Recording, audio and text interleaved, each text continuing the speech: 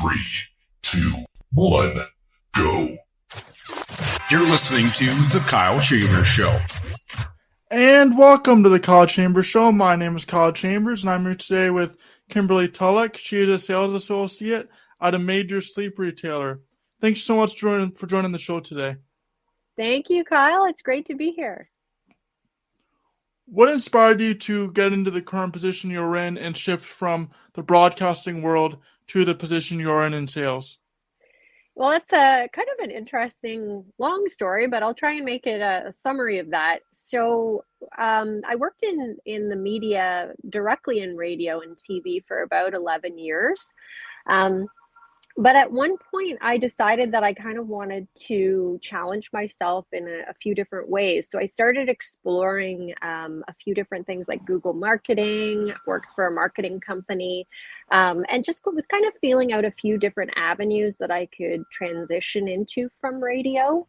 I know in life, sometimes schedules and priorities change. So I kind of explored a few different things. And then I ended up taking a chance on this job that I'm currently in sales, not thinking it was something I was going to continue for a long time. But here we are 5 years later.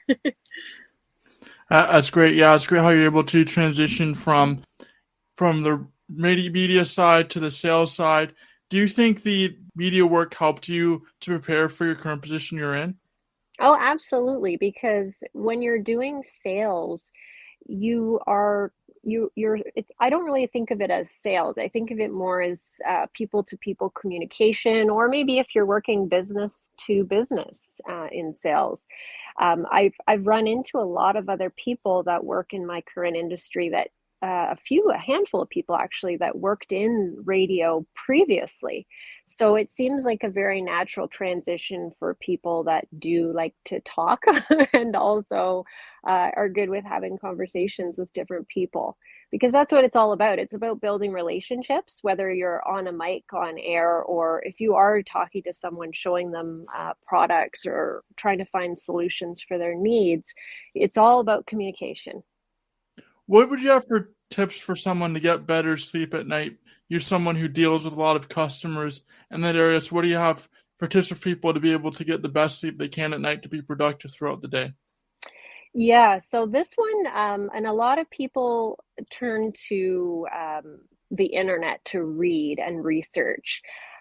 Great for other things, but in terms of finding the right options for each person, it's kind of like fitting you to an insole for your shoe. Not every size is going to fit. Not every style of mattress is going to be the same for every person. So that's kind of what I recommend to people, is not actually reading too much, not trying too many things, going into a situation knowing that comfort is something that's key. You want something that's comfortable for you, but also if you do have unique needs, you want to make sure that you're getting the right level of support. And that's where, experts in the industry or if you're going into a store can help you out, just so that they can guide you a little bit as to what supports are going to work for you, because it's not a one size fits all. That's very interesting. What do you think the future of sales is going to be as far as AI and technology is concerned?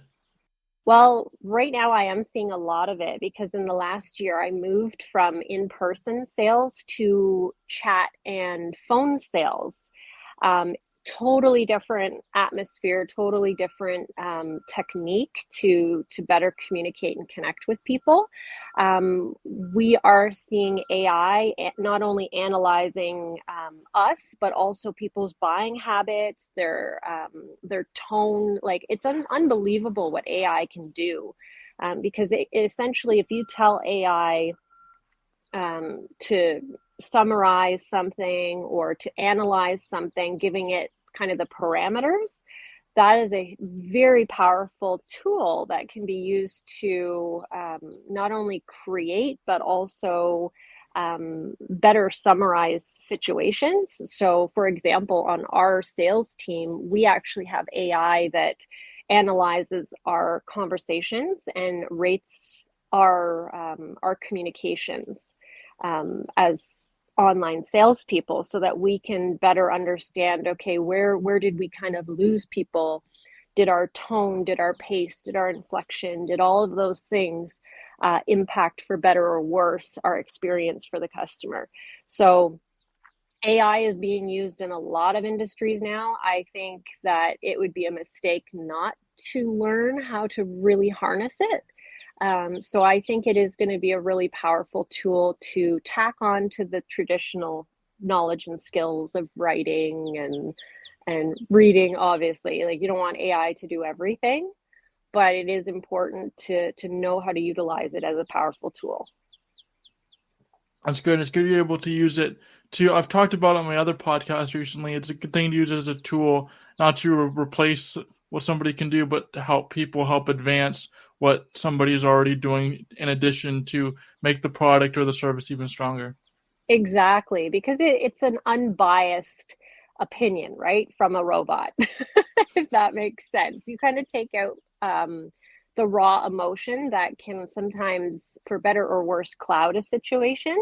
I think it can give a lot of clarity for sure if you're using it, especially as an analysis tool for your own capabilities. Thank you for joining the show today. Thank you so much.